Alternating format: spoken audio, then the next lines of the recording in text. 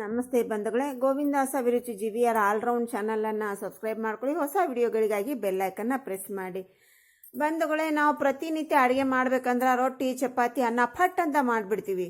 ಅದರ ಜೊತೆಗೆ ಎಡಿಸ್ ಮಾಡಬೇಕಲ್ಲ, ನಾವು ದಾಲ್ ಆಗಲಿ ಭಾಜಿ ಆಗಲಿ ಇಲ್ಲ ಸಾಂಬಾರು ಸಾರು ಯಾವ್ದು ಮಾಡಬೇಕಂತ ತೋಚ್ತಾ ಇಲ್ಲ. ಯಾಕಂದರೆ ಟೊಮೆಟೊ ರೇಟ್ ಗಗನಕ್ಕೇರಿದೆ. ಏನು ಮಾಡಬೇಕು ಅಂತ ಆಲೋಚನೆ ಮಾಡ್ತಾ ಇದ್ದೀರಾ, ತೋಚ್ತಾ ಇಲ್ಲ ಅನ್ನೋರು ಈ ರೆಸಿಪಿಯನ್ನು ತಪ್ಪದೆ ಟ್ರೈ ಮಾಡಿ, ತುಂಬಾ ಚೆನ್ನಾಗಿರುತ್ತೆ. ಇದು ನೋಡ್ರಿ, ಒಂದು ಆಲೂಗಡ್ಡೆಯನ್ನು ನಾನು ನೀಟಾಗಿ ತೊಳ್ಕೊಂಡು ಸಿಪ್ಪೆ ತೆಗೆದು ಕಟ್ ಮಾಡಿ ಇಟ್ಕೊಂಡಿದ್ದೀನಿ. ನೀವು ಯಾವ ಆಕಾರದಲ್ಲಾದರೂ ಕಟ್ ಮಾಡಿ ಇಟ್ಕೋಬಹುದು. ನಾ 3 ರೀತಿಯಾಗಿ ತೋರಿಸಿದ್ದೀನಿ ನಿಮಗೆ. ಹಾಗೆ ನೋಡ್ರಿ, ಇಲ್ಲೇ ಮೊಸರು, ಹಾಗೆ ಒಂದು ಈರುಳ್ಳಿಯನ್ನು ನಾನು ಉದ್ದಕ್ಕೆ ಕಟ್ ಮಾಡಿ ಇಟ್ಕೊಂಡಿದ್ದೀನಿ. ಬನ್ನಿ ರೆಸಿಪಿ ಯಾವ ರೀತಿ ಶುರು ಮಾಡೋದಂತ ನೋಡೋಣ. ಬನ್ನಿ. ಇದಕ್ಕೆ ಟೊಮೆಟೊ ಬೇಡ, ಬೇಳೆ ಬೇಡ, ಏನು ಬೇಡ ಬಂಧುಗಳೇ. ನಾವು ಇಲ್ಲದೇನೆ ರುಚಿಯಾಗಿ ಯಾವ ರೀತಿಯಾಗಿ ಮಾಡೋದಂತ ತೋರಿಸ್ಕೊಡ್ತಾ ಇದ್ದೀನಿ. ಸ್ಕಿಪ್ ಮಾಡಿದೆ ಪೂರ್ತಿ ವಿಡಿಯೋನ ನೋಡಿ. ಮೊದಲಿಗೆ ಗ್ಯಾಸ್ ಹಚ್ಬಿಟ್ಟು ಒಂದು ಪಾತ್ರೆಯನ್ನು ಇಟ್ಕೊಂಡೆ. ಅದರಲ್ಲಿ 1 ಸ್ಪೂನಷ್ಟು ಎಣ್ಣೆ ಹಾಕ್ಕೊಂಡೆ. 1 ಸ್ಪೂನಷ್ಟು ಔಡ ಅಂದರೆ ತರಿಯಾಗಿ ಕುಟ್ಟಿದಂಥ ಜೀರಿಗೆಯನ್ನು ಹಾಕ್ಕೊಂಡೆ. ಜೀರಿಗೆ ಸ್ವಲ್ಪ ಚಟಾಪಟ ಅಂದಮೇಲೆ ಅದರಲ್ಲಿ ನಾವು ಕಟ್ ಮಾಡ್ಕೊಂಡು ಇಟ್ಕೊಂಡಿರುವಂಥ ಆಲೂಗಡ್ಡೆಯನ್ನು ಹಾಕ್ಕೊಂಡು ಸ್ವಲ್ಪ ಲೋ ಫ್ಲೇಮ್ನಲ್ಲೇ ಚೆನ್ನಾಗಿ ಇದನ್ನು ನಾವು ಮಿಕ್ಸ್ ಮಾಡಿ ಮುಚ್ಚಿ ಒಂದು 2-3 ಸಾರಿ ಹೀಗೆ ನಾವು ಫ್ರೈ ಮಾಡ್ಕೋಬೇಕು. ಒಂದು 2 ನಿಮಿಷ ಮುಚ್ಚಬೇಕು. ಮತ್ತೆ ಮುಚ್ಚಳವನ್ನು ತೆಗೆದು ಹೀಗೆ ಮಿಕ್ಸ್ ಮಾಡಿ ಮತ್ತೆ ಮುಚ್ಚಬೇಕು ಬಂಧುಗಳೇ. ಇದಕ್ಕೆ ನೀರು ಹಾಕ್ತಾ ಇಲ್ಲ ನಾವು, ಹಾಗೆ ನಾವು ಫ್ರೈ ಮಾಡ್ತಾ ಇದ್ವಿ. ಹಾಗಾಗಿ ಫ್ಲೇಮನ್ನು ಲೋನಲ್ಲೇ ಇಟ್ಕೊಳ್ಳಿ. ಹೀಗೆ ನಾವು ಮೆತ್ತಗಾಗುವವರೆಗೆ ಇದೇ ಪ್ರೊಸೀಜರನ್ನು ಫಾಲೋ ಮಾಡಬೇಕು ಬಂಧುಗಳೇ.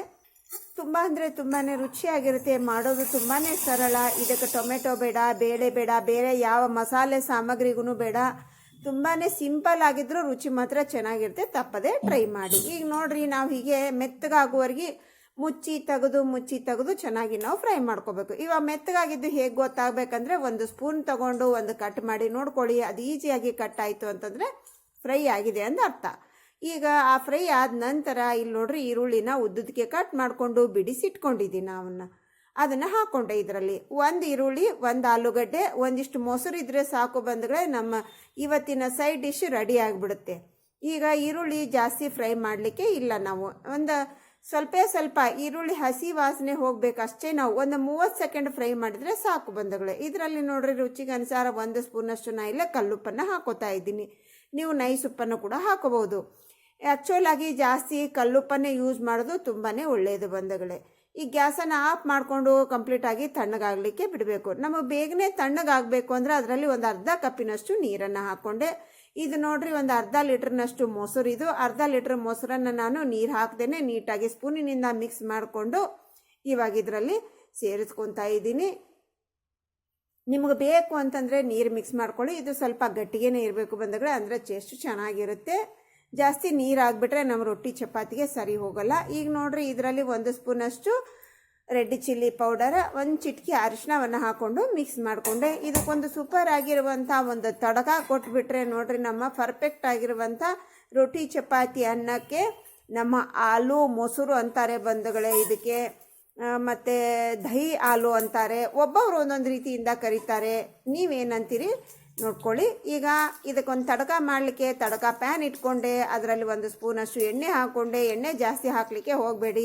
ಇದರಲ್ಲಿ ಈ ತಡಕ ಗಿಂಜಲನ್ನು ಹಾಕ್ಕೊಂಡೆ. 2 ಒಣ ಮೆಣಸಿನ್ಕಾಯಿ, 2 ಹಸಿಮೆಣಸಿನ್ಕಾಯಿನ ಸ್ವಲ್ಪ ನಾವು ಹೀಗೆ ಕಟ್ ಮಾಡಿ ಹಾಕೋಬೇಕು, ಬ್ರೇಕ್ ಮಾಡಿ ಹಾಕೋಬೇಕು. ಇಲ್ಲಾಂದರೆ ಫಟ್ ಅಂತ ಹೊರಗಡೆಗೆ ಸಿಡಿಯುತ್ತೆ. ಹಾಗಾಗಿ ಅದು ಚೆನ್ನಾಗಿ ಫ್ರೈ ಆದ ನಂತರ 1 ಕಡ್ಡಿಯಷ್ಟು ಫ್ರೆಶ್ ಆಗಿರುವಂಥ ಕರಿಬೇವನ್ನು ಹಾಕ್ಕೊಂಡು ಫ್ರೈ ಮಾಡಿಕೊಂಡು, ಇದು ನೋಡ್ರಿ, ನೀಟಾಗಿ ಇದು ತಡಕ ಕೊಡಲಿಕ್ಕೆ ಜಾಸ್ತಿ ಟೈಮ್ ಏನು ತೊಗೊಳ್ಳಲ್ಲ, ನಮಗೆ ಬೇಗನೆ ಆಗುತ್ತೆ.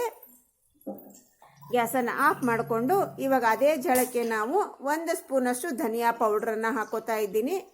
ಇದಕ್ಕೆ ಬೇರೆ ಯಾವ ಮಸಾಲೆ ಹಾಕೋ ಅವಶ್ಯಕತೆ ಇಲ್ಲ ಬಂಧುಗಳೇ. ಏನು ಮಸಾಲೆ ಇಲ್ಲ ಅಂದರೂ ಕೂಡ ಚೆನ್ನಾಗಿರುತ್ತೆ, ತುಂಬಾ ಚೆನ್ನಾಗಿರುತ್ತೆ ಟೇಸ್ಟು.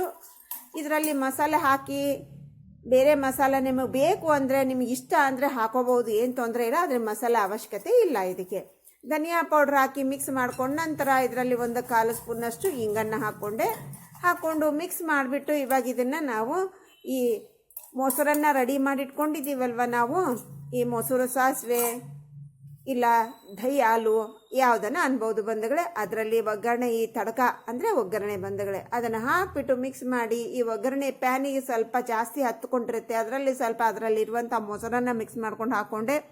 ಕೊನೆಯದಾಗಿ ಕೊತ್ತಂಬರಿಯನ್ನು ಸೇರಿಸ್ಬಿಟ್ಟು ಮಿಕ್ಸ್ ಮಾಡಿಬಿಟ್ರೆ ನಮ್ಮ ಪರ್ಫೆಕ್ಟ್ ಆಗಿರುವಂಥ 2 ನಿಮಿಷದಲ್ಲಿ ರೆಡಿ ಆಗುತ್ತೆ ಬಂಧುಗಳೇ. ಇದು ಏನು ಮಾಡಬೇಕಂತ ಆಲೋಚನೆ ಬೇಡ ಬಂಧುಗಳೇ, ಇದೊಂದು ಸಾರಿ ಮಾಡ್ಕೊಂಡು ನೋಡಿ, ತುಂಬಾ ಚೆನ್ನಾಗಿರುತ್ತೆ. ಇವಾಗ ನಮ್ಮ ಅನ್ನ ಕೂಡ ರೆಡಿ ಇದೆ, ನಮ್ಮ ಸೈಡ್ ಡಿಶ್ ಕೂಡ ರೆಡಿ ಇದೆ, ನಾವು ತಿನ್ನಕ್ಕೆ ನಾವು ಕೂಡ ರೆಡಿ ಇದ್ದೀವಿ. ಒಂದು ಸಾರಿ ಟೇಸ್ಟ್ ನೋಡಿಬಿಟ್ಟು ಹೇಗಿದೆ ಅಂತ ಹೇಳಿಬಿಡೋಣ.